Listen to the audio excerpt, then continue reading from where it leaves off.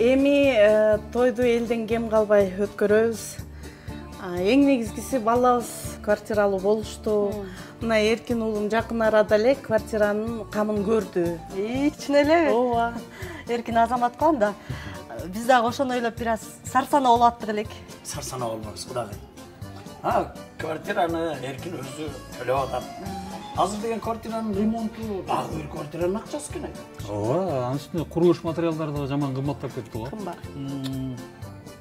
Ошондуктан биз бул 2 жашка жардам болсун деп ремонтту өз мойнубузга алалы деп чечтик, Майгастыкө. Мен ошондо туура түшүндүмбү? Квартиранын акчасын берсек, ремонтту ошонун ичинде кылып бересиз. Байке, жөн гана ремонт эмес, толук дизайнерлик ремонт. Кааласаңыз бизде үй жасалгаларынын даяр түрлөрү бар. Ичинен жаккан тандап алсаңыз болот. Жана акчанын ичиндеби? Ал эч нерсе эмес. Кухонный гарнитурундагы анан үй тиричилик техникаларын да кошо лично өзүм бар. Жакшы экен. Жакшы.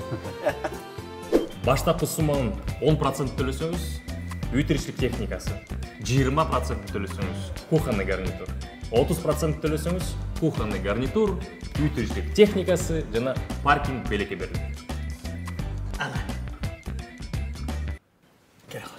Кухонный гарнитур, үй тиричилик техникалар бүт биздин артыбызда. Анан эми силерди машина подарок этип койбойсуңарбы? Анткени мен ушул эшигинин алдынан бир жакшынакай паркинг белек кылайын деп атам.